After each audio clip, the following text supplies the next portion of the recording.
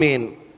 మంచిది ప్రియులారా, దేవుని వాక్యాన్ని ధ్యానం చేద్దాం. చూడండి, మత్తయి శుభవార్త 28వ అధ్యాయము 19వ వచనాన్ని ధ్యానం చేద్దాం. మత్తయి శుభవార్త 28వ అధ్యాయం 19వ వచనాన్ని ధ్యానం చేద్దాం. కాబట్టి మీరు వెళ్ళి సమస్త జనులను నా శిష్యులనుగా చేయుడి. చాలండి. అందరి మాట నాతో చెప్పండి. మీరు వెళ్ళి సమస్త జనులను శిష్యులనుగా చేయుడి. మీరు వెళ్ళి సమస్త జనులను శిష్యులుగా చేయుడి.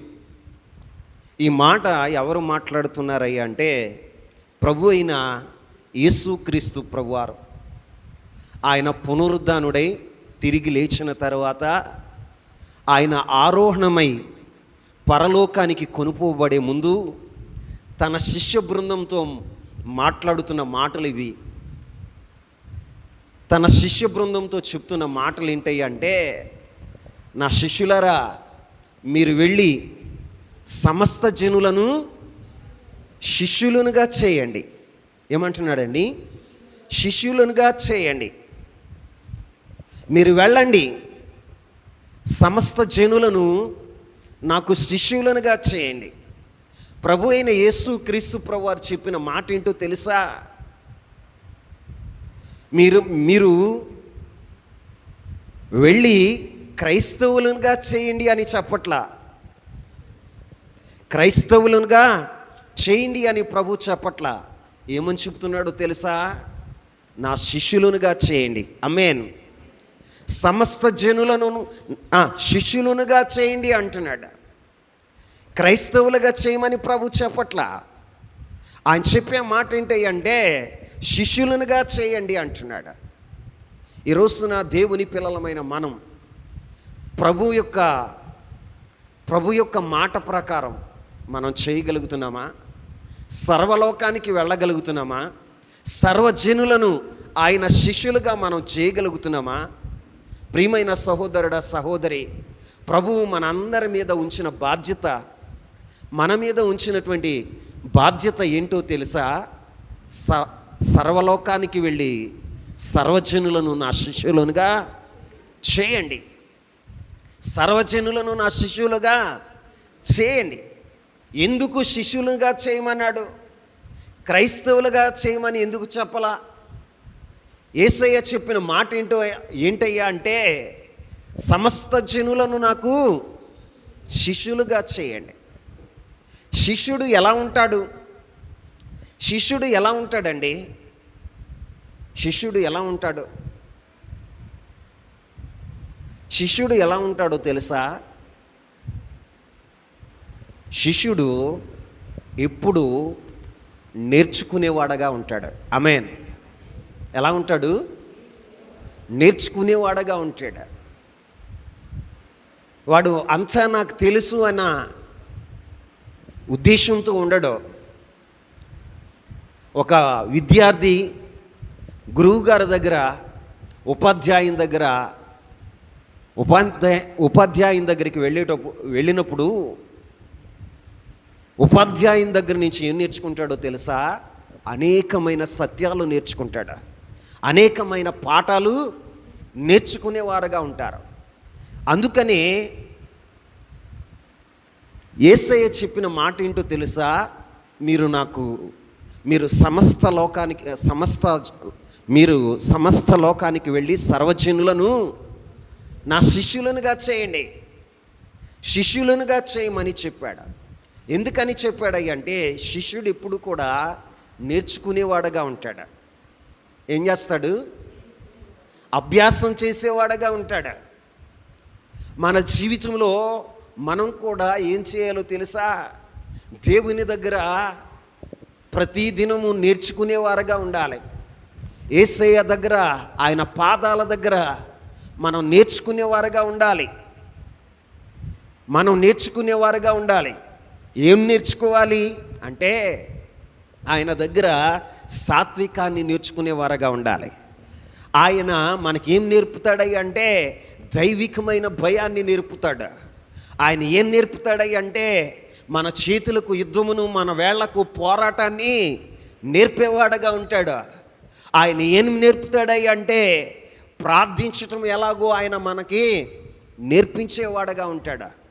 ఈ రోజున దేవుని సన్నిధిలో ఉన్న మనం ఆయన శిష్యులుగా మనం ఉండాలి. ఆమేన్.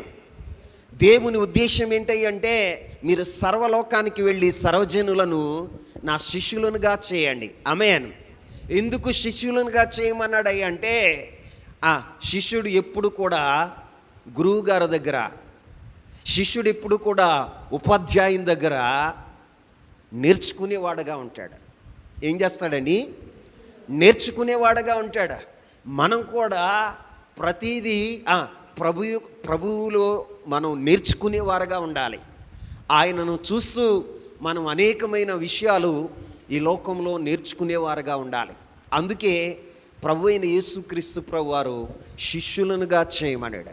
శిష్యులు అంటే ఎవరో తెలుసా? నేర్చుకునేవారు. ఎవరండి? రెండవ మాట చెప్పనా? శిష్యులు అంటే బైబిల్లో రాయబడిన మాట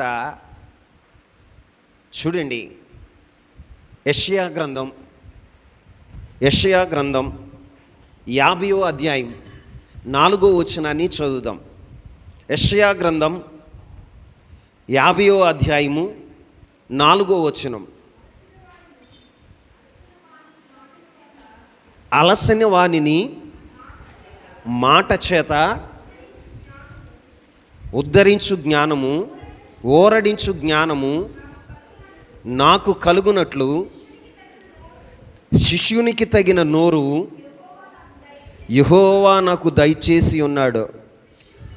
శిష్యులు వినునట్లుగా వినుటకై ఆయన ప్రతి ఉదయమున నాకు వినుపుత్తి పుట్టించుచున్నాడు. ఇక్కడ రాయబడిన మాట ఏంటంటే శిష్యుడు ఇప్పుడు కూడా ఏం చేస్తాడో తెలుసా? శిష్యునికి ఉండవలసింది ఏంటంటే వినిడి చెవులు ఉండాలి. ఏ చెవులు? వినే చెవులు. వినే చెవులు, వినుబుద్ధి ఉండాలి. శిష్యులకు ఉండవలసింది ఏంటంటే విని దాని ప్రకారము ప్రవర్తించేవారుగా ఉండాలి. ఈ రోజున ఎందుకయ్యా అంటే యేసయ్య ఎందుకు శిష్యులుగా చేయమన్నాడయ్యా అంటే యేసయ్య దగ్గర ప్రతి ఒక్కరూ నేర్చుకోవాలి. యేసయ్య దగ్గర ప్రతి ఒక్కరూ విని దాని ప్రకారం నడుచుకునేవారుగా ఉండాలి. ఆమేన్. శిష్యుడు ఎప్పుడు కూడా విని దాని ప్రకారం చేసేవాడుగా ఉంటాడు. ఇక్కడ దేవుడట ఆ వ్యక్తికి ఏం పుట్టించాడో తెలుసా? వినుబుద్ధి. ఏ బుద్ధి అండి? వినుబుద్ధిని అనుగ్రహించాడట. ఈ రోజున శిష్యునికి కావలసింది ఏంటంటే వినుబుద్ధి. ఏ బుద్ధి అండి? వినుబుద్ధి. దేవుని సన్నిధిలో మనము ఆయన మాట్లాడుతూ ఉన్నప్పుడు మనం ఏం చేయాలో తెలుసా? విని దాన్ని గ్రహించేవారుగా ఉండాలి. ఆమేన్. మరి ఈ రోజున నీ జీవితంలో వినుబుద్ధి నీకు ఉందా? దేవుని సన్నిధికి వస్తావు కానీ దేవుని వాక్యాన్ని వినవు. కారణం ఏంటంటే వినుటకు నీ హృదయాన్ని నువ్వు సిద్ధపరచుకున్న అనుభవాలు లేవు. నిజంగా ఒక వ్యక్తి హృదయాన్ని సిద్ధపరచుకుని ఉంటే ప్రభు మాట్లాడుతున్న ప్రతి మాట తన హృదయంలో భద్రం చేసుకునేవాడుగా ఉంటాడు. ఆమేన్. ఎక్కడ? తన హృదయంలో భద్రం చేసుకునేవాడుగా ఉంటాడు. ఏ వ్యక్తి అయితే ఆ వాక్యాన్ని విన్నాడో, ఆ వాక్యాన్ని తన హృదయంలో భద్రపరుచుకుంటాడో ఆ వ్యక్తి ఆ వాక్యానుసారమైన జీవితాన్ని జీవించేవాడుగా ఉంటాడు. అందుకే ఇక్కడ యెషయా భక్తుడు అంటాడు, శిష్యునికి ఏం కావాలో తెలుసా? వినుబుద్ధి కావాలి. ఏం కావాలండి? వినుబుద్ధి కావాలి. మనం నేర్చుకోవలసిన పాఠం ఏంటంటే శిష్యుడికి ఉండవలసిన లక్షణం ఏంటంటే ఒకటి నేర్చుకునే లక్షణం, రెండు ఉండవలసిన లక్షణం ఏంటంటే వినిబుద్ధి ఉండాలి. ఏ బుద్ధి ఉండాలండి? వినిబుద్ధి ఉండాలి. కొంతమంది ఈ చెవితో విని ఈ చెవితో వదిలేసేవారుగా ఉంటారు. వారు ఈ చెవితో విని ఈ చెవితో వదిలేసే వారి జీవితాలు ఎలా ఉంటాయో తెలుసా? నిష్ఫలంగా ఉంటాయి. ఎలా ఉంటాయండి? నిష్ఫలంగా ఉంటాయి. ఎవరైతే విని గ్రహించి దాని ప్రకారం చేయగలుగుతారో వారు నూరంతలుగా ఫలించేవారుగా ఉంటారు. ఆమేన్. నూరంతలుగా ఫలించేవారుగా ఉంటారు. వారి జీవితాలు ఎలా ఉంటాయి అంటే బండ మీద కట్టబడిన ఇంటి వలె స్థిరంగా ఉంటాయి. ఆమేన్. మరి ఈరోజు నీ జీవితంలో వినుబుద్ధి నీకుందా? వినుబుద్ధి ఉందా? దేవుని సన్నిధానానికి వచ్చినప్పుడు దేవుడు నీతో ఏం మాట్లాడుతున్నాడు? దైవజనుని నోట మాట ఉండి ప్రభు నీతో ఏం మాట్లాడుతున్నాడో నువ్వు విని దాన్ని గ్రహించగలుగుతున్నావా? గ్రహించినట్లయితే ఆ వాక్యానుసారంగా నువ్వు నడవగలుగుతున్నావా? నీ ఆత్మీయ జీవితం ఫలభరితంగా లేకపోవటానికి, నీ కుటుంబ వ్యవస్థ ఫలభరితంగా లేకపోవటానికి, నువ్వు సక్సెస్ అవ్వలేకపోవటానికి కారణం ఏంటి అంటే వింటావు కానీ వెంటనే దాన్ని మర్చిపోతావు. వింటావు కానీ దాన్ని వెంటనే విడిచిపెడతావు.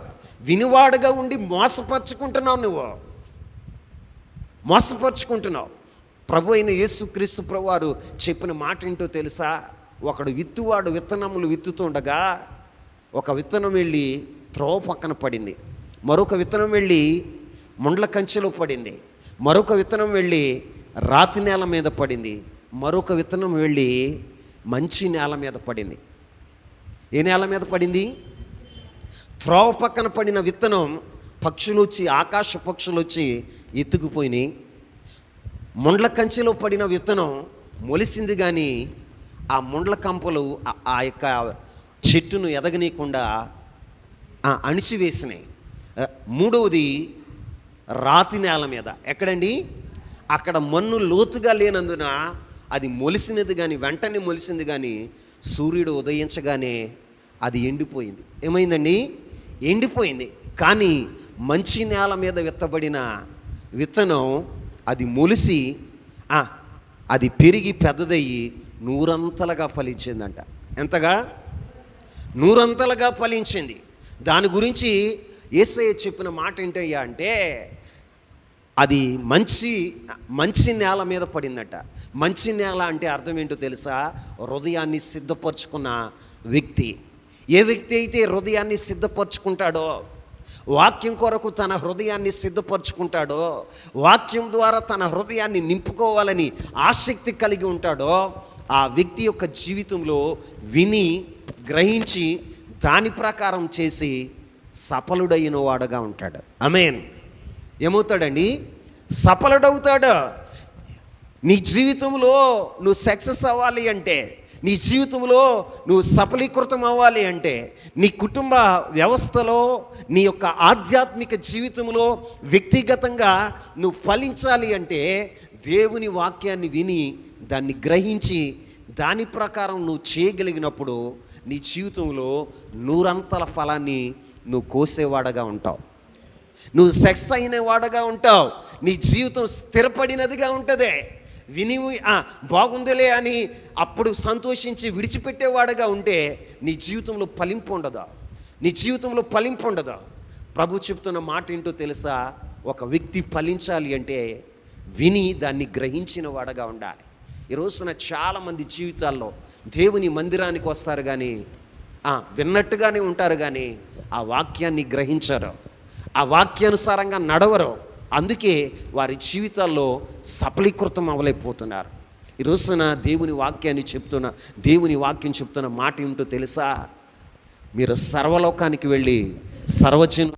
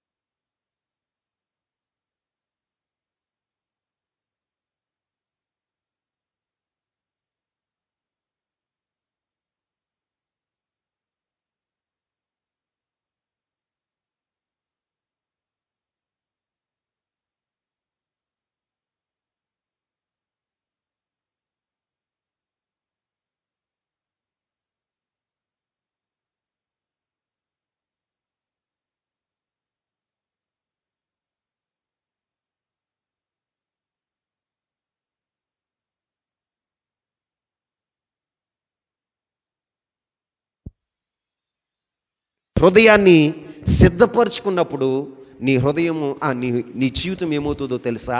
ఫలించేదిగా ఉంటుంది. ఆమేన్.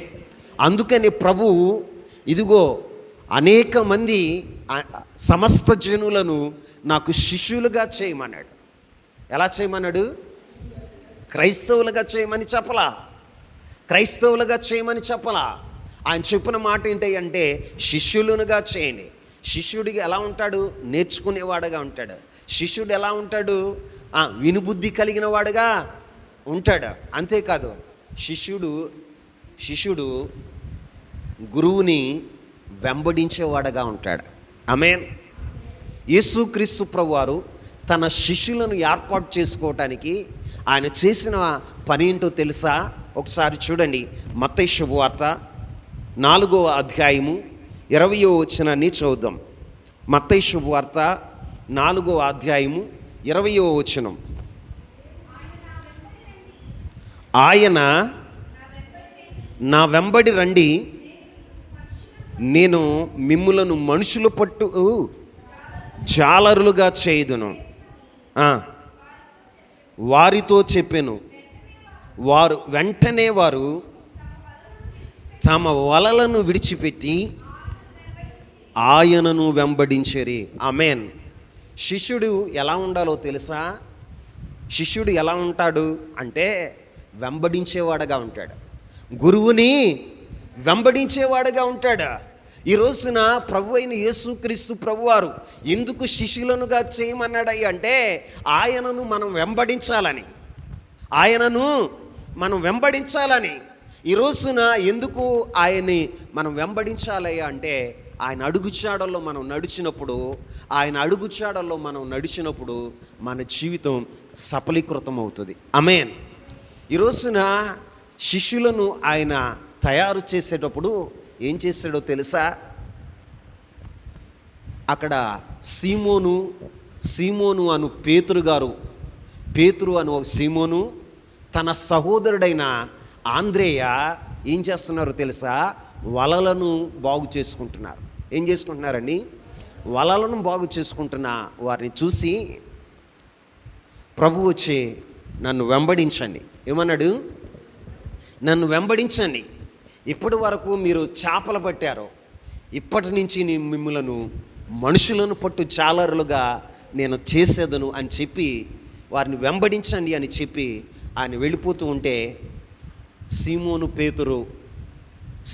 పేతురు ఆంద్రేయ వలలను విడిచిపెట్టి వారు చేస్తున్న పనిని విడిచిపెట్టి యేసయ్యను వెంబడించిన వారుగా ఉన్నారు. ఆమేన్. శిష్యుడు ఎప్పుడు కూడా వెంబడించేవాడుగా ఉండాలి. ఎవరిని? చెప్పండి, గట్టిగా మాట్లాడండి. యేసయ్యను వెంబడించాలి. ఎవరిని వెంబడించాలి? యేసయ్యను వెంబడించాలి. ప్రభు అయిన యేసుక్రీస్తు ప్రభువారు శిష్యులను చేయమంటే శిష్యులు చేయవలసిన పని ఏంటి అంటే ఆయనను వెంబడించాలి. ఆయన వెళ్ళిన మార్గాల్లో మనం వెళ్ళాలి. ఆయన ఉన్న చోట మనం ఉండాలి. ఆయన చేస్తున్న పనులు మనం కూడా కలిసి చేసేవారుగా ఉండాలి. ఈ రోజున దేవుని పిల్లలమైన మన జీవితాల్లో ప్రభు మనకు అప్పగించిన బాధ్యత ఏంటి అంటే మీరు సర్వలోకానికి వెళ్ళి సర్వజనులను నా శిష్యులనుగా చేయమని తన శిష్యులతో చెప్పాడు. క్రైస్తవుల్ని చేయమని ఆయన చెప్పలా, శిష్యులను చేయమని. ఏమని? శిష్యుడు ఏం చేస్తాడు? గురువు గారిని వెంబడించేవాడుగా ఉంటాడు. ఎక్కడికి వెళితే అక్కడికి వెంబడించేవాడుగా ఉంటాడు. చూడండి, బైబిల్లో ఏలియా అనేటువంటి ఒక ప్రవక్త ఉన్నాడు. ఆ ప్రవక్తకి అనేక మంది శిష్యులు ఉన్నారు. కానీ ఆయన దగ్గర ప్రత్యేక రీతిలో ఏలియాను వెంబడిస్తున్న ఒక శిష్యుడు ఉన్నాడు. ఆయన పేరేంటో తెలుసా? ఎలీషా. చెప్పండి, ఎలీషా. ఒక రోజున దేవుడు ఏలియాని కొనుక్కోవాలని ఇష్టపడినప్పుడు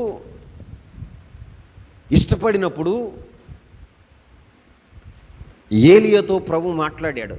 ఏలియా, నువ్వు గిల్గాల్కి వెళ్ళు అన్నాడు. ఎక్కడికి వెళ్ళమన్నాడు? గిల్గాల్కి వెళ్ళమన్నాడు. గిల్గాల్కి వెళ్ళమంటే ఏలియా బయలుదేరి గిల్గాల్కి వెళుతున్నప్పుడు వెనకనే ఎవరు వస్తున్నారో తెలుసా? ఎలీషా ప్రవక్త అవుతున్నాడు. ఎవరు వస్తున్నారని? తన శిష్యుడైన ఎలీషా వస్తున్నాడు. ఎలీషాతో చెప్పాడు, ప్రభు నన్ను గిల్గాలకి వెళ్ళమన్నాడు. ఏమన్నాడు అంటే, గిల్గాలకి వెళ్ళమన్నాడు అంటే, దైవజనుడా నేను కూడా నీతో వస్తాను.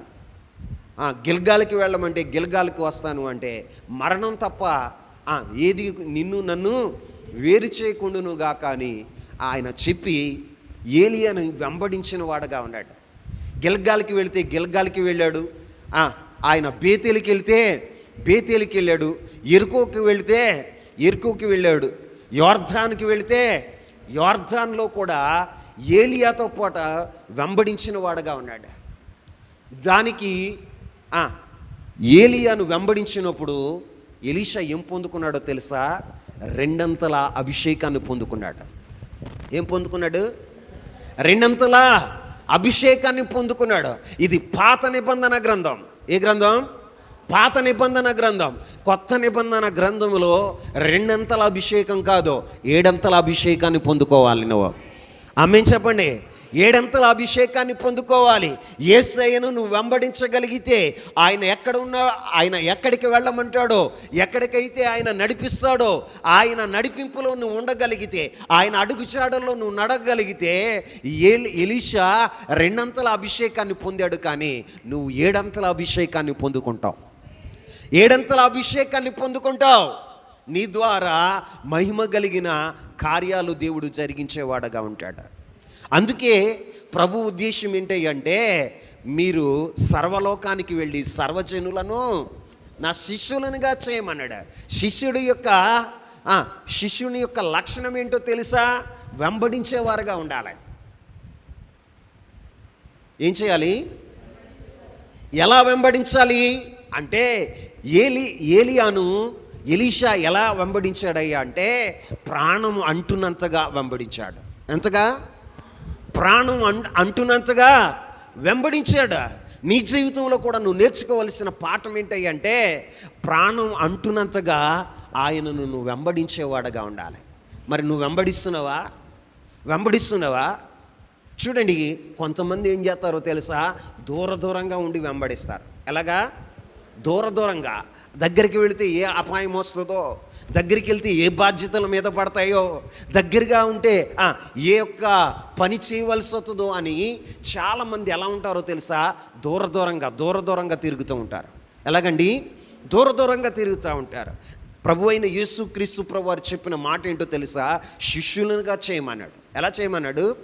శిష్యులనుగా చేయమన్నాడు. ఎందుకు శిష్యునిగా చేయమన్నాడు అయ్యా అంటే, శిష్యుడిలో ఉండవలసిన లక్షణం, శిష్యుడిలో ఉండే లక్షణం ఏంటి అంటే, వెంబడించే అనుభవం ఉంటుంది. ఏ అనుభవం ఉంటుందండి? వెంబడించే అనుభవం ఉంటుంది. నువ్వు వెంబడించే అనుభవం కలిగి ఉండాలి. యేసయ్యను నువ్వు వెంబడించగలుగుతున్నావా? నువ్వు వెంబడించగలిగినప్పుడే నువ్వెక్కడికి వెళ్తావో తెలుసా? యేసయ్యను వెంబడించినప్పుడు మాత్రమే ఆ సియోను చేరగలుగుతావు. ఆమేన్. ఆ సియోను చేరగలుగుతావు. ఆయనను వెంబడించినప్పుడు మాత్రమే పరలోక రాజ్యాన్ని నువ్వు చేరగలుగుతావు. ఆయనను కాకుండా లోకమును, లోక మర్యాదల్ని నువ్వు అనుసరించేవా? లోక మర్యాదలను, లోక మమకారాలను నువ్వు అనుసరించేవా? ఆ యొక్క లోకము యొక్క మర్యాదలు, ఆ లోక సంబంధమైనటువంటి ఆ మర్యాదలు ఏమవుతాయో తెలుసా? ఒక రోజున గతించిపోయేవిగా ఉంటాయి. ఎలా ఉంటాయి? గతించిపోయేవిగా ఉంటాయి. కానీ మనం అనుసరించవలసింది ఎవరినయ్యా అంటే, మన ప్రభు అయిన యేసుక్రీస్తు ప్రభు వారిని. ఆయనను అనుసరించాలి. శిష్యుడు ఏం చేస్తాడయ్యా అంటే, ఆయన్ని అనుసరించేవాడుగా, వెంబడించేవాడుగా ఉంటాడు. ఎలా ఉంటాడు? వెంబడించేవాడుగా ఉంటాడు. పేతురు యేసుక్రీస్తు ప్రభువారు రాను వారికి అప్పగించబడినప్పుడు పేతురట దూరం నుండి వెంబడించాడట. ఎక్కడి నుంచి? దూరం నుండి వెంబడించాడు. మనం ఎలా వెంబడించాలి అంటే, ప్రాణం అంటున్నంతగా వెంబడించాలి. ఎంతగా? ప్రాణం అంటున్నంతగా వెంబడించాలి. మనకి యేసయ్యకు మధ్యన గ్యాప్ ఉండకూడదు. యేసయ్యకు మనకు మధ్యన ఇంకా ఏది కూడా ఉండకూడదు. మన ప్రాణం యేసయ్యతో అంటుబడి ఉండాలి. ఆమేన్. అంటుకొని ఉండాలి. అలా మనం వెంబడించాలి. అలా వెంబడించాలి. మరి ఈ రోజున నువ్వు వెంబడిస్తున్నావా? నువ్వు ఎలా వెంబడిస్తున్నావు? దేవుని సన్నిధిలో కూర్చున్న నీవు ప్రభువుని నీ ప్రాణం అంటున్నంతగా వెంబడిస్తున్నావా? చాలామంది జీవితాల్లో దూరం నుంచి వెంబడిస్తూ ఉంటారు. ప్రియులరా, నీ జీవితంలో దేవుని నుండి ఏదైనా పొందుకోవాలి అంటే, నీ కుటుంబం దేవుని నుండి ఏదైనా పొందుకోవాలి అంటే దూరం నుంచి వెంబడిస్తే ప్రయోజనం లేదు. ఎలా వెంబడించాలో తెలుసా? ఆయన అంటి వెంబడించాలి. ఆమేన్. ఎలీషా ఏలియాని ఎలా వెంబడించాడో తెలుసా? ప్రాణం అంటున్నంతగా వెంబడించిన వాడగా ఉన్నాడు. ప్రాణం అంటున్నంతగా, మరణమే వారిని వేరు చేసింది. ఆమేన్. ఈ రోజున దేవుని సన్నిధిలో ఉన్న మనం గ్రహించవలసిన విషయం ఏంటంటే, ఆయన ప్రాణం అంటున్నంతగా వెంబడించాడు కాబట్టి ఏలియా శిష్యుల్లో ఎవరు పొందుకోలేనటువంటి అభిషేకాన్ని ఎలీషా పొందుకున్నాడు. ఆమేన్. ఎవరు పొందుకున్నారు? ఎలీషా పొందుకున్నాడు. ఈ రోజున నీ జీవితంలో కూడా ఎవరు పొందుకోని అభిషేకాన్ని నువ్వు పొందుకుందువుగాక. నువ్వు అభిషేకాన్ని పొందుకోవాలి అంటే ఆయన వెంబడించేవాడుగా నీవు ఉండాలి. ఎలా ఉండాలి? వెంబడించేవాడుగా నీవు ఉండాలి. ఎలా వెంబడించాలి అంటే దూరంగా ఉండి వెంబడించటం కాదు. నీ ప్రాణం అంటున్నంతగా ఆయన్ని వెంబడించేవాడుగా ఉంటే అభిషేకాన్ని నువ్వు పొందుకుంటావు. ఆ అభిషేకమే నీ జీవితంలో ఘనమైన కార్యాలు చేస్తుంది. ఆమేన్ చెప్పండి. ఘనమైన కార్యాలు చేస్తుంది. దేవుని అభిషేకం వల్లనే నీవు ఘనమైన కార్యాలు నీ జీవితంలో జరుగుతాయి. అభిషేకం లేనంతకాలం నీ బ్రతుకు ఒకలాగా ఉంటుంది. అభిషేకం పొందిన తర్వాత నీ యొక్క జీవితం మరొకలాగా ఉంటుంది. అభిషేకం లేనంతకాలం నువ్వు ఒక సామాన్యమైన వ్యక్తిగా ఉంటావు. అభిషేకం పొందుకుంటే నువ్వు అసాధారణ వ్యక్తిగా మారిపోతావు. అసాధారణ వ్యక్తిగా నువ్వు మారిపోతావు. శిష్యులు చూడండి, అభిషేకం పొందుకున్న తర్వాత, పరిశుద్ధాత్మ అభిషేకాన్ని పొందుకున్న తర్వాత వారు ఎలా మారిపోయారో తెలుసా? భూమిని తలక్రిందులు చేయవారుగా మారిపోయారు. శక్తితో నింపబడ్డారు. అనేకమైన భాషలతో వారు మాట్లాడగలిగారు. బలమైన సువార్త చేయగలిగారు. వాక్శక్తితో వారు నింపబడ్డారు. వారు ఎక్కడ కూడా వారి జీవితాల్లో భయపడకుండా ధైర్యంగా యేసయ్య కొరకు సాక్షులుగా నిలబడగలిగారు. ఆమేన్. ఒకప్పుడు సామాన్యమైన వ్యక్తులుగా ఉన్నారు. వారిని గురించి వారు ఏమన్నారో తెలుసా? వీరు పామర్లు కదా. ఏమన్నారండి? పామర్లు కదా. ఇంత శక్తిమంతులుగా మారటానికి గల కారణం ఏంటి? వాళ్ళు దేవుని అభిషేకాన్ని పొందుకున్నారు. నీ జీవితంలో ఆయన్ని వెంబడించగలిగితే, యేసయ్యను నువ్వు వెంబడించగలిగితే నీ జీవితంలో ఏం పొందుకుంటావయ్యా అంటే అభిషేకాన్ని పొందుకుంటావు. ఏం పొందుకుంటావు? ఏలియాను వెంబడించిన ఎలీషా రెండంతల అభిషేకాన్ని పొందుకున్నాడు. మరి ఏలియా కంటే గొప్పవాడు నా ప్రభు అయిన యేసుక్రీస్తు ప్రభువారు. ఆయనను వెంబడిస్తే అధికమైన అభిషేకాన్ని నువ్వు పొందుకుంటావు. ఎలీషా రెండంతల అభిషేకమే పొందుకున్నాడు, కానీ నువ్వు ఏడంతల అభిషేకాన్ని, సంపూర్ణమైన అభిషేకాన్ని పొందుకొని నువ్వు ఒక అసాధారణ వ్యక్తిగా నువ్వు మార్చబడదువుగాక. ఈ రోజున దేవుని ఉద్దేశం ఏంటో తెలుసా? సర్వలోకానికి వెళ్ళి సర్వజనులను నా శిష్యులనుగా చేయండి అన్నాడు. శిష్యుడికి ఉండవలసిన లక్షణం, శిష్యుడికి ఉండే లక్షణం ఏంటంటే, 1 నేర్చుకునేవాడగా ఉంటాడు, 2 వినుబుద్ధి కలిగిన వాడగా ఉంటాడు, 3 వెంబడించేవాడగా ఉంటాడు. ఎలా ఉంటాడు? చెప్పండి. వెంబడించేవాడుగా ఉంటాడు. 4వ మాట చెప్తాను చూడండి. మత్తయి శుభవార్త 10వ అధ్యాయం 25వ వచనాన్ని చదువుదాం. మత్తయి శుభవార్త 10వ అధ్యాయము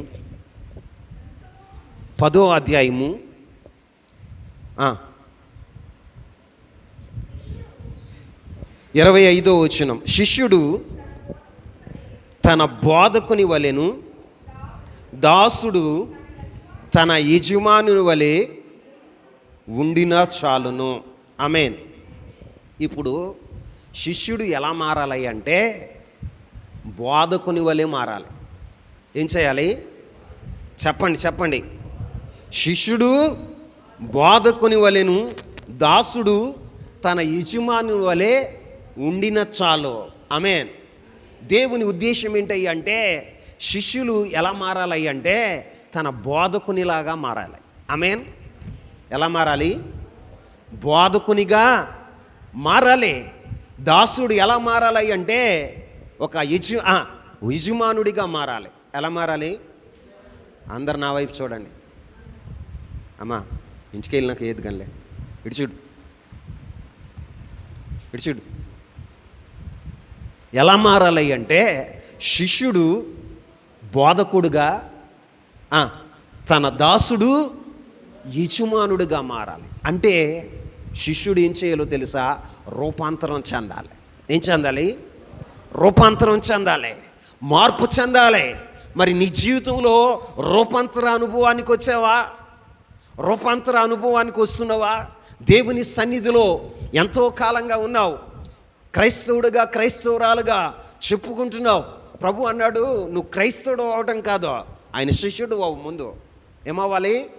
ఆయన శిష్యుడు అవ్వాలి. శిష్యుడు ఏమవుతాడో తెలుసా? రూపాంతరం చెందుతాడు. ఎలా రూపాంతరం చెందుతాడో తెలుసా? అతడు అభ్యాసం చేసి రూపాంతర అనుభవానికి వచ్చేవాడుగా ఉంటాడు. పౌలు గారు అంటాడు కొరింథీయులకు రాసిన పత్రికలో ఆయన అంటాడు, నేను క్రీస్తుని పోలి నడుచున్నాను, మీరు నన్ను పోలి నడుచుకోనండి. ఎలా మారిపోయాడు పౌలు గారు? ఎలా మారిపోయాడు? క్రీస్తుని పోలి నడుస్తున్నాడట, క్రీస్తులాగా మారిపోయాడా? మీరు కూడా నన్ను పోలి నడుచుకోండి. ఎవరిని పోలి నడుచుకోవాలి? మనం పౌలు గారిని పోలి నడుచుకోమని చెప్తున్నాడు. ఎందుకో తెలుసా? పౌలు గారు ఎలా మారిపోయాడో తెలుసా? క్రీస్తుని పోలి ఎలా నడుస్తున్నాడట? క్రీస్తులాగా ఆయన తన జీవితాన్ని మార్చుకున్నాడు, రూపాంతరం చెందాడు. ఒకప్పుడు దూషకుడే, ఒకప్పుడు హింసకుడే, ఒకప్పుడు హానికరుడే, ఒకప్పుడు సంఘాన్ని బాధ పెట్టిన వాడే. ఇప్పుడు ఎలా మారిపోయాడో తెలుసా? క్రీస్తు కొరకు తన ప్రాణాన్ని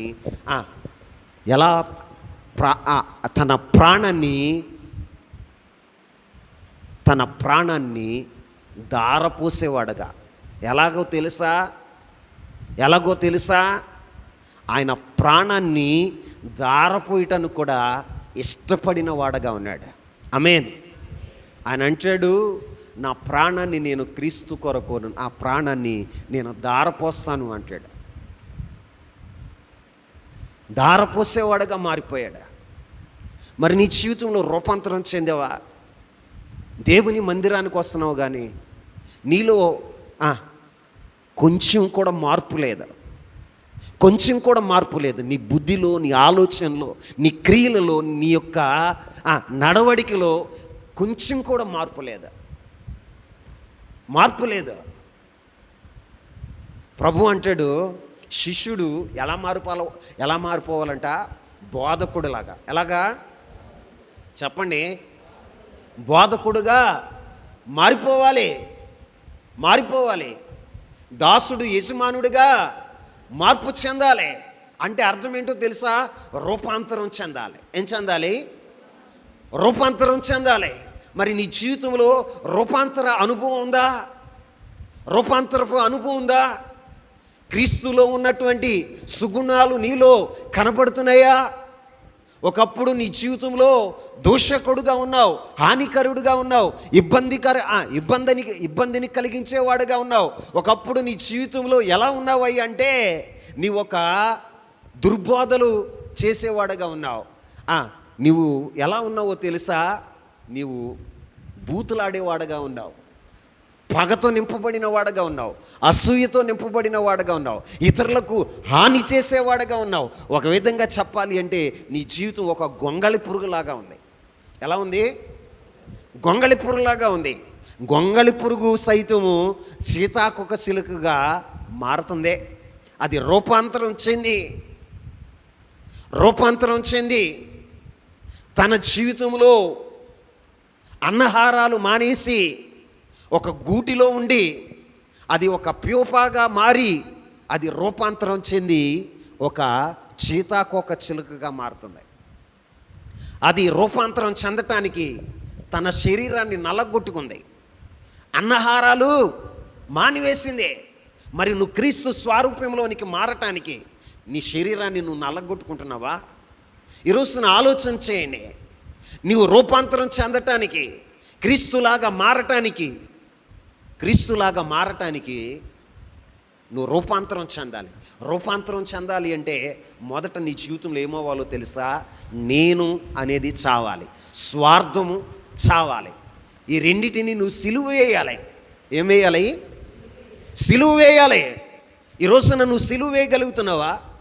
చాలామంది జీవితాల్లో నేను అనేదాన్ని సిలువ వేయలేరు, స్వార్థాన్ని సిలువ వేయలేరు.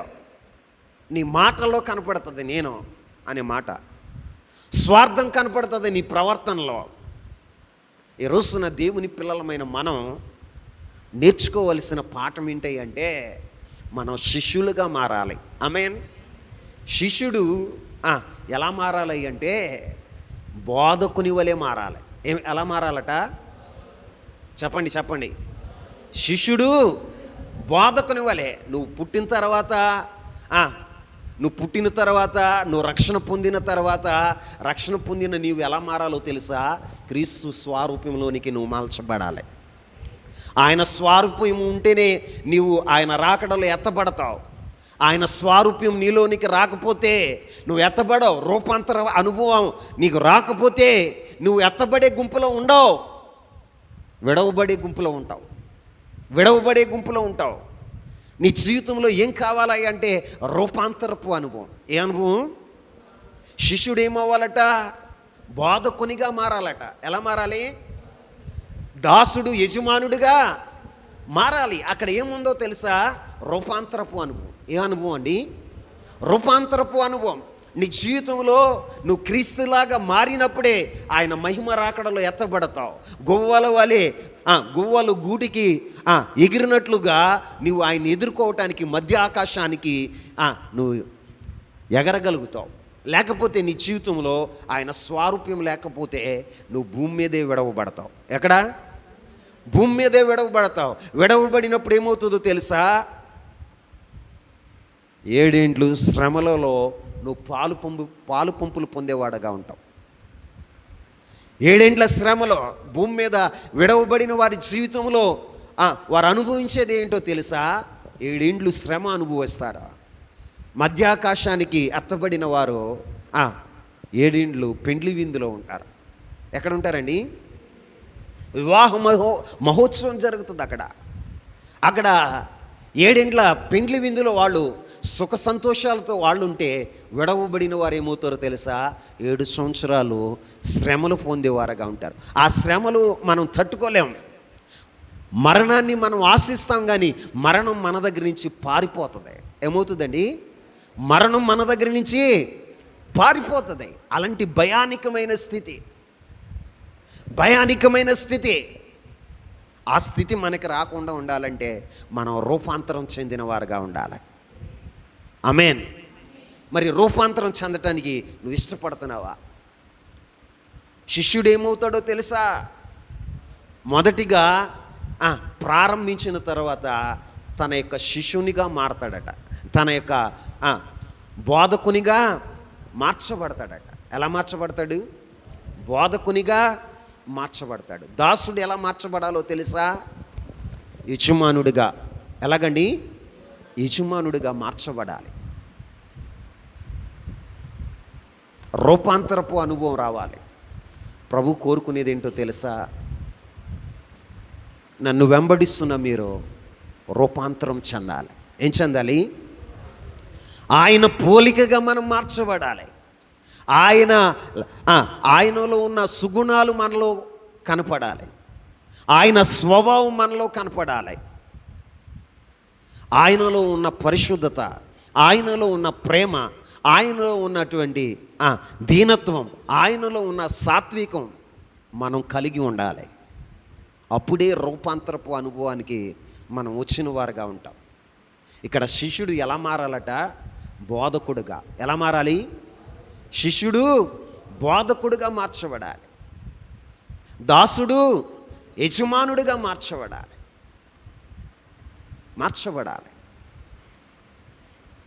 నీ జీవితంలో ప్రారంభించిన దినాల్లో ఎలా ఉన్నావో అలాగే నువ్వు ఉండకూడదు.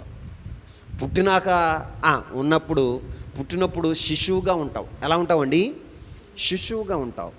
వయసు వచ్చిన తర్వాత ఎలా మారతావు?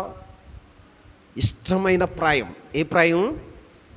దేవునికి ఇష్టమైనటువంటి వ్యక్తిగా నువ్వు మారాలి. నీకు వయసు వస్తుంది అంటే నువ్వు ఎలా మారాలో తెలుసా? దేవునికి ఇష్టడుగా మారాలి. ఎలా మారాలి? ఇష్టం కలిగేటువంటి స్వభావం నువ్వు కలిగి ఉండాలి. మరి నీ జీవితంలో మార్పు ఏమన్నా వచ్చిందా? ఎన్ని సంవత్సరాలుగా మందిరానికి వస్తున్నావు? దాదాపు 20 సంవత్సరాలుగా మందిరానికి వస్తున్నావు. నీ జీవితంలో ఏమన్నా మార్పు ఉందా? క్రీస్తు స్వరూపంలోనికి మార్చబడిన అనుభవం ఉందా? ఇంకా కక్షే, ఇంకా స్వార్థమే, ఒకరి మేలును వార్చలేనటువంటి స్వభావం, అసూయ, ద్వేషం, పగ. ఎంతకాలం అలా నువ్వు ఉంటావు? స్వార్థంతో ఎంతకాలం బ్రతుకుతావు? నువ్వు ఎంతకాలం బ్రతుకుతావు ఈ లోకంలో? ఎంతకాలం బ్రతుకుతావు అండి? నీ ఆయుష్ ఎంతకాలం ఇక్కడ? అధిక బలం ఉంటే నీకు ఆయుష్ దేవుడు సంపూర్తిగా ఆయుష్ ఇస్తే 70 సంవత్సరాలు బతుకుతావు. ఇంకా అధిక బలం ఇస్తే 80 సంవత్సరాలు బతుకుతావు. అంతకంటే మించేమి?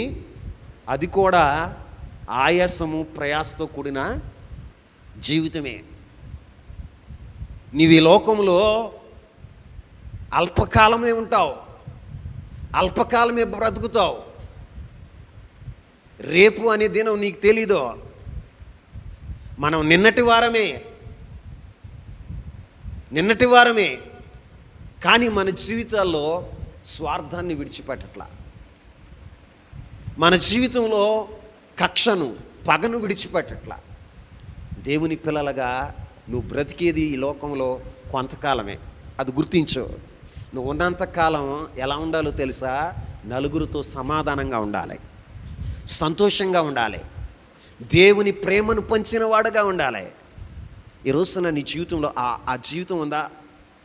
నలుగురితో కలవగలుగుతావా? నేను ఒంటరిగానే ఉంటానయ్యా. ఎట్లా ఉంటావు? ఒంటరిగానే ఉంటావు. దేవుడు నేను ఒంటరిగా ఉండమని చెప్పలా, ఒంటరిగా ఉండమని చెప్పలా. సహవాసం కలిగి ఉండాలి. ఏం కలిగి ఉండాలి? సహవాసం కలిగి ఉండాలి. సంఘంతో సహవాసం కలిగి ఉండాలి, దేవునితో సహవాసం కలిగి ఉండాలి, పరిశుద్ధులతో సహవాసం కలిగి ఉండాలి. ఆ ఉన్నతమైన సంకల్పంతో దేవుడు నిన్ను నిర్మించాడు. మరి నువ్వేం చేస్తున్నావు? నీ జీవితంలో రూపాంతరం చెందట్లా. వయసు వచ్చేస్తుంది, తల మీద వెంట్రుకలన్నీ మెరిసిపోయినాయి, కానీ నీ జీవితంలో మార్పు లేదు. నీ స్వభావంలో మార్పు లేదు. ఇక్కడే ఉట్టుగట్టి ఊరేగేళ్ళలాగా స్వార్థం విడిచిపెట్టవు, పగని విడిచిపెట్టవు, ప్రతీకారాన్ని విడిచిపెట్టవు. నీ జీవితంలో క్రీస్తు స్వరూపంలోనికి నువ్వు మార్చబడాలి. క్రీస్తు ఎవరి మీద అయినా కోప్పడినవాడుగా ఉన్నాడా? ఎవరి మీద అయినా పగపెట్టుకున్నవాడుగా ఉన్నాడా? క్రీస్తు ఈ లోకంలో ఉన్నప్పుడు ఎవరి మీద అయినా అసూయ పడ్డా? చెప్పరా? పడ్డా? మరి మనం అలా మారగలుగుతున్నామా? ఒకరు ఎదుగుతున్నప్పుడు సంతోషించాలి. ఒకరి జీవితంలో వృద్ధి చెందుతున్నప్పుడు నువ్వు సంతోషించే మనసు నీకు రావాలి. ఒక చెట్టు ఎదుగుతున్నప్పుడు దాన్ని ఎదగనీయాలి. అది ఎదిగితే ఏమవుతుందో తెలుసా? నీడనిచ్చేదిగా ఉంటుంది. ఏమవుతుంది? నీడనిస్తుంది, ఫలాలను ఇస్తుంది. మనం ఏం చేస్తాం తెలుసా? చెట్టు ఎదగకూడదని తెంపేస్తూ ఉంటాం. స్వార్థం. తెంపి ఏం జరుగుతుందో తెలుసా? ఒక రోజున నీడ లేకుండా నీడ లేకుండా మన జీవితంలో అవసరం వచ్చినప్పుడు ఎవ్వరు కూడా ఆదరించని పరిస్థితి ఏర్పడుతుంది. నీ స్వార్థంతో నువ్వు ఉన్నావు అనుకో, ఏదో ఒక రోజున నీ జీవితంలో అవసరత వస్తుంది. ఆ అవసరత వచ్చిన రోజున ఎవరు నిన్ను పట్టించుకోరు. దేవుని పిల్లలుగా మనం ఎలా ఉండాలో తెలుసా? స్వార్థం లేనివారుగా ఉండాలి. క్రీస్తు స్వారూప్యంలోనికి మనం మార్చబడాలి. ఆమేన్. క్రీస్తు స్వారూప్యంలోనికి మనం మార్చబడాలి. రూపాంతరం చెందాలి. ఏం చెందాలి? రూపాంతరం చెందాలి. క్రీస్తు వలె ఈ లోకంలో మనం ప్రేమను పంచేవారుగా ఉండాలి. క్రీస్తు వలె మృదువైన స్వభావం కలిగిన వారుగా ఉండాలి. సాత్వికాన్ని కలిగిన వారుగా ఉండాలి. పరిశుద్ధత కలిగిన వారుగా ఉండాలి. మరి మన జీవితాల్లో ఉందండి. శిష్యుడు బోధకుని వలె మార్చబడాలి. ఎలా మార్చబడాలి? ఇంకా నువ్వు ఎలా ఉంటావో తెలుసా? ప్రారంభ దినాల్లో ఎలా ఉన్నావో అదే భక్తి, అదే విశ్వాసం, అక్కడే సతికిలు పడిపోయావు. ఇంకా ఉన్నది కూడా పోగొట్టుకున్నారు కొంతమంది భక్తులు. ఉన్నది కూడా పోగొట్టుకున్నారు భక్తులు కొంతమంది. రోజున జ్ఞాపకం చేసుకోండి. దేవుని వాక్యం చెప్తున్న మాట ఏంటయ్యా అంటే, నీ ఆధ్యాత్మిక జీవితంలో ప్రభు కోరుకుంటున్నది ఏంటో తెలుసా? శిష్యుడు బోధకుని వలె. ఎవరి వలె? దాసుడు యజమానుడి వలె ఉంటే చాలు. అంటే మనం రూపాంతరం చెందాలి. ఏం చెందాలి? రూపాంతరపు అనుభవానికి మనం వచ్చిన వారుగా ఉండాలి. మరి నీ జీవితంలో రూపాంతరపు అనుభవాలు ఉన్నాయా? దేవుని సన్నిధిలో నేర్చుకునే అనుభవం, దేవుని సన్నిధిలో వినుబుద్ధి, దేవుని సన్నిధిలో వెంబడించే అనుభవం. దేవుని సన్నిధిలో మనం ఏం కలిగి ఉండాలంటే, నాలుగవదిగా రూపాంతరపు అనుభవం. ఏ అనుభవం చెప్పండి? రూపాంతరపు అనుభవాన్ని మనం కలిగిన వారుగా ఉండాలి. అలా ఉంటేనే బైబిల్లో ఒక మాట రాయబడి ఉంది. ప్రభు చెప్పాడు, యోహాను శుభవార్త, ఆఖరిగా యోహాను శుభవార్త 15వ అధ్యాయం 8వ వచనాన్ని చూడండి. మీరు బహుగా ఫలించుట వలన నా తండ్రి మహిమపరచబడును. ఇందువలన మీరు నాకు, ఎందువలన? నువ్వు ప్రభువుకి శిష్యుడు అవ్వాలి అంటే, యేసుక్రీస్తు ప్రభు వారికి శిష్యుడు అవ్వాలి అంటే నువ్వేం చేయాలో తెలుసా అమ్మా? ఏం చేయాలి? చెప్పాలి.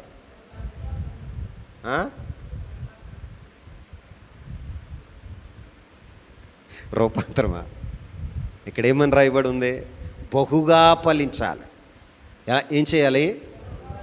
బహుగా ఫలించటం వలన, మీరు బహుగా ఫలించటం వలన నా తండ్రికి మహిమ వస్తుంది. ఇందువలన మీరు నాకు శిష్యులై ఉంటారు. ఆమేన్. యేసయ్యకు మనం శిష్యులుగా మార్చబడాలి అంటే మనం ఏం చేయాలో తెలుసా? బహుగా ఫలించాలి. ఏం చేయాలి? బహుగా ఫలించాలి. మన జీవితంలో బహుగా ఫలించాలి అంటే, నేను నిజమైన ద్రాక్షవల్లిని, మీరు నాకు తీగలై ఉన్నారు. ఏమై ఉన్నారు? మీరు నాకు తీగలై ఉన్నారు. నా తండ్రి వ్యవసాయకుడై ఉన్నాడు. ఆయన ఏం చేస్తాడో తెలుసా? మీరు ఫలించాలని ఫలింపని పనికి మాలిన తీగలన్నిటిని ఆయన నరికి వేస్తాడట. ఏం చేస్తాడు? తీసివేస్తాడు. నీ జీవితంలో నువ్వు బహుగా ఫలించాలి అంటే నువ్వేం చేయాలో తెలుసా?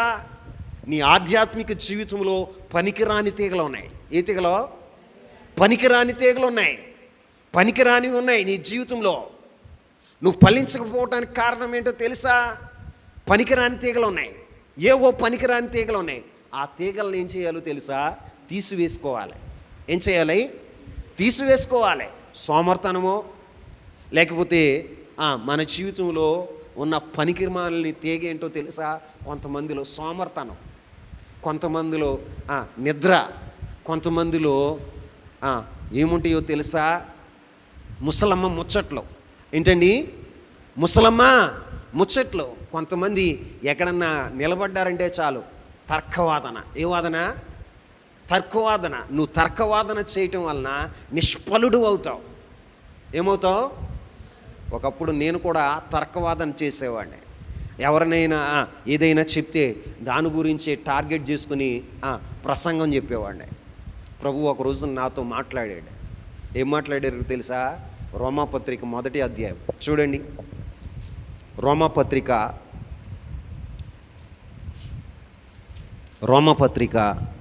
1వ అధ్యాయం 20, 21 22 వచనాలు చదువుదాం. మరియు వారు దేవుణ్ణి ఎరిగి ఆయనను దేవునిగా మహిమపరచలేదు, కృతజ్ఞతాస్తుతులు చెల్లింపలేదు, కానీ తమ వాదన యందు ఏమయ్యారట? వ్యర్థులయ్యారు. బాబు, నీవు అవివేక హృదయాన్ని అంధకారమాయను, తాము జ్ఞానులమని చెప్పుకుంటూ బుద్ధిహీనులయ్యారట. ఏమయ్యారు? బైబిల్లో ఏం రాయబడి ఉందో చూడు నాయన. నువ్వు వ్యర్థమైన వాదనలు పెట్టుకుంటే వ్యర్థుడు అవుతావు. ఏమన్నాడు? ప్రభు చెప్పిన మాట ఏంటో తెలుసా? నువ్వు వ్యర్థుడు అవుతావు, నువ్వు పనికిరాని వాడిగా మారిపోతావు. కాబట్టి వ్యర్థమైన వాదనలో నీ జీవితంలో ఉండకూడదు అని ప్రభు చెప్పినప్పుడు నేను వాదన చేయటం మానేశా. ఏం చేయటం మానేశా? లేకపోతే నేను పట్టుకున్న కుందేలుకి 3 కాళ్ళని వాదించేవాడిని. ఆ వాదనలు ఎప్పుడు మానేసానో తెలుసా? ప్రభు ఇలా మాట్లాడాడు, నువ్వు వ్యర్థుడు అయిపోతావు. వ్యర్థమైనటువంటి వాదనల వల్ల నువ్వు వ్యర్థుడు అయిపోతావు. నువ్వు వాదన చేయొద్దని ప్రభు నాతో చెప్పినప్పటి నుంచి నేను వాదన చేయటం మానేశాను. ఆమేన్. నీ జీవితంలో నువ్వు తెలుసుకోవాలి, పనికి మాలిన తీగలు ఉంటాయి. ఏ తీగలు? నిన్ను దేవుని సన్నిధిలో ఫలించకుండా చేసేవి. ఏంటి ఆ తీగలు అంటే? సమయాన్ని వృధాపరిచేది. ఏంటి పనికిమాలిది? నీ సమయాన్ని అంతా వృధాపరిచేది ఏంటి? Cell phone. ఏంటండి? సెల్ ఫోన్కి ఎడిట్ అయిపోయి అస్తమానం సెల్ ఫోన్ చూస్తూ ఉంటే చివరికి నీ జీవితమే వ్యర్థమైపోద్ది. సమయం దేవుడిచ్చినటువంటి ఒక గిఫ్ట్. సమయాన్ని సద్వినియోగం చేసుకోవాలి. సమయాన్ని సద్వినియోగం చేసుకోలేదు అంటే మనం ఏమైపోతాం తెలుసా? వ్యర్థులమైపోతాం. మనకి ఒకటే లైఫ్ ఉంది, ఒకటే జీవితం.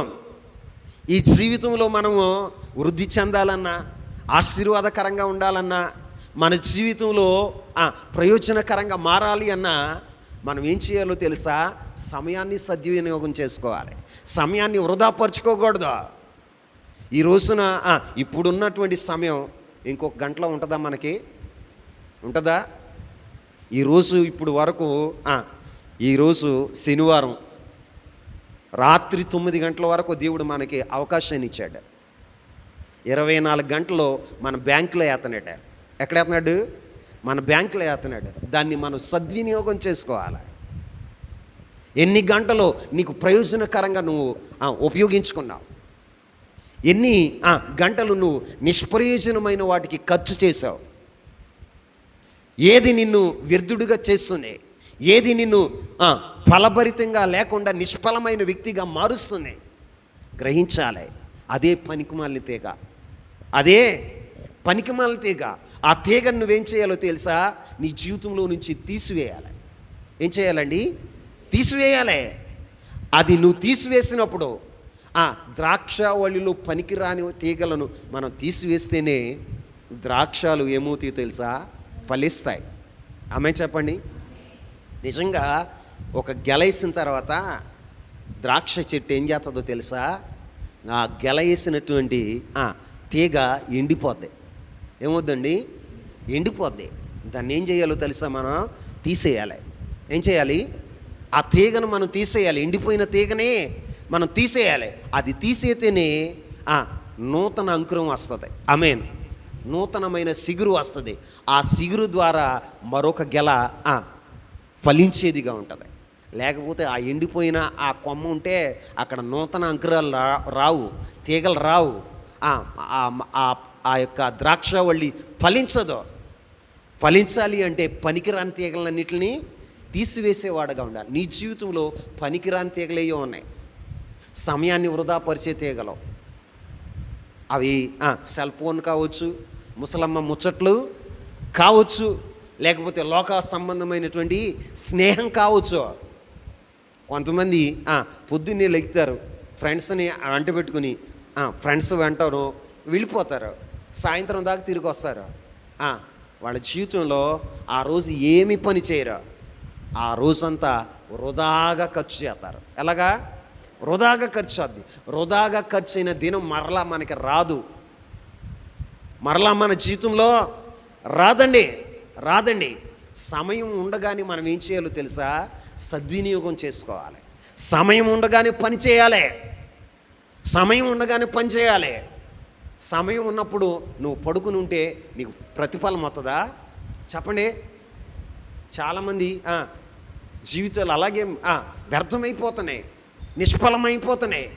కష్టపడే సమయం ఉన్నప్పుడు, కష్టపడేటువంటి వయసు ఉన్నప్పుడు, నీ జీవితంలో దేవుడు మంచి సమయాన్ని, అనుకూలమైన సమయాన్ని ఇచ్చినప్పుడు దాన్ని సద్వినియోగం చేసుకోవాలి. చాలామంది సద్వినియోగం చేసుకుంటా పనికి మాలిన తీగలతో, ఏ తీగలతో? వ్యర్థమైన వాదనలతో, వ్యర్థమైన కబుర్లతో సమయాన్నంతా వృధా చేసేస్తున్నారు. సమయాన్నంతా వృధా చేసేస్తున్నారు. ప్రభువాక్యం చెప్తుంది, మీరు జ్ఞానుల వలె ఉండండి, అజ్ఞానుల వలె కాక జ్ఞానుల వలె ప్రవర్తించండి. సమయమును పోనీయక సద్వినియోగం చేసుకోమని చెప్తుంది వాక్యం.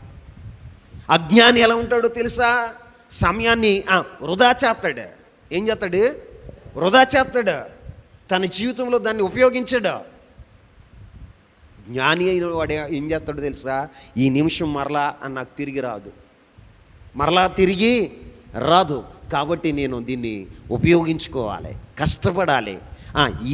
ఈ నిమిషాన్ని అనేకుల ఆశీర్వాదం కొరకు ఉపయోగించాలి, నా యొక్క ఆశీర్వాదం కొరకు నేను ఉపయోగించుకోవాలని ఆ యొక్క నిమిషాన్ని ఉపయోగించుకునేవాడుగా ఉంటాడు. నువ్వు ఉపయోగించుకోలేదు అంటే నీ జీవితంలో ఏమవుతావో తెలుసా? చివరికి వ్యర్థుడు అవుతావు, సమయం అంతా అయిపోతుంది, ముసలివాడు అయిపోతావు. తిరిగి వెనక చూస్తే ఏమీ కనపడతావు. ఏమైనా కనపడుతుందా మన లైఫ్లో? చెప్పండి. సమయాన్ని వృధా పరిచేసావు, తిరిగి వృద్ధుడు అయిపోయిన తర్వాత ఏమన్నా చేయాలంటే కుదురుతుందా? నీ జీవితంలో కుదరదు. వెనక్కి తిరిగి చూస్తే ఏం మిగలదు. దేవుడిచ్చిన సమయాన్ని సద్వినియోగం చేసుకోవాలి. మరి నువ్వు సద్వినియోగం చేసుకుంటావా? శిష్యుడు ఎవరు శిష్యులుగా ఉంటారయ్యి అంటే బహుగా ఫలించిన వారు. ఎవరండి? మరి నీ ఆత్మీయ జీవితంలో బహుగా ఫలిస్తున్నావా? క్రీస్తు స్వరూపంలోనికి మలచబడ్డావా? దేవుని ఆత్మతో నింపబడ్డావా? దేవుని యొక్క అభిషేకంతో నింపబడ్డావా? దేవుని ప్రత్యక్షతను చూడగలుగుతున్నావా? దేవుని స్పర్శను నువ్వు అనుభవించగలుగుతున్నావా? దేవుని గమనాన్ని గుర్తించగలుగుతున్నావా? నువ్వు ఫలించటం అంటే బహుగా ఫలించాలి. ఎలా ఫలించాలి? బహుగా ఫలించాలి. ఆత్మఫలాలు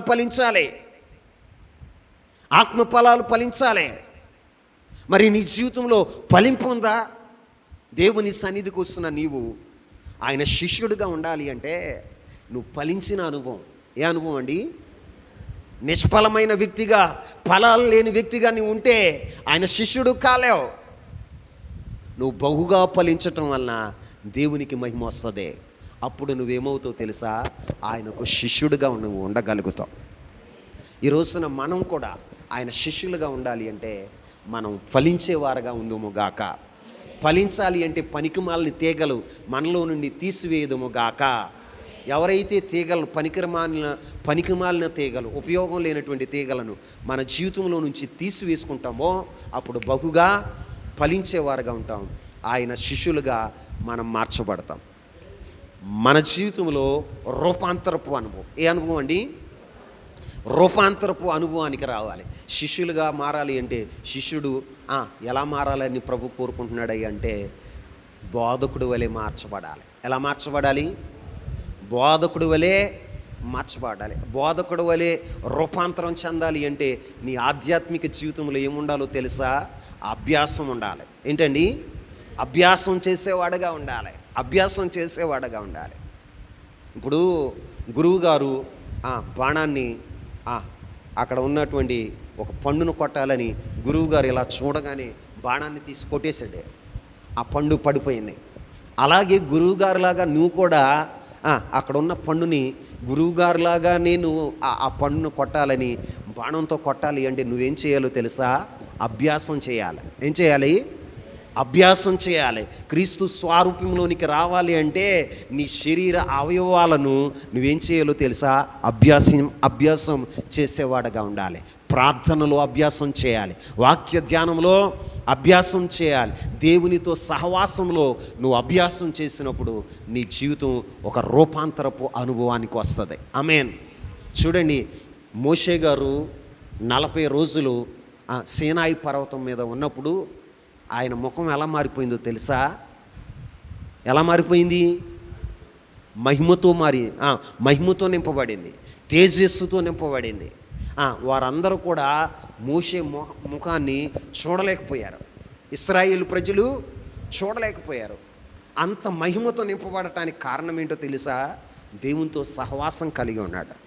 ఎవరితో? నీ జీవితంలో కూడా నువ్వు అభ్యాసం చేస్తూ దేవునితో సహవాసం కలిగి నువ్వు ఉంటే రూపాంతరం చెందేవాడుగా ఉంటావు. ఏం చెందేవాడుగా ఉంటావు?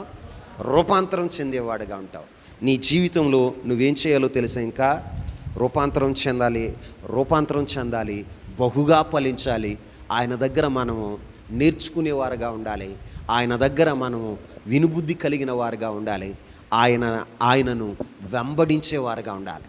ఏం చేయాలండి? వెంబడించేవారుగా ఉండాలి. అప్పుడే ఆయన శిష్యులుగా మనం మార్చబడతాం. శిష్యునికి తగిన ప్రతిఫలాన్ని మనం పొందగలుగుతాం. అట్టి కృప పరిశుద్ధాత్మ దేవుడు మనందరికీ దయచేయునుగాక. మోకరిస్తారా?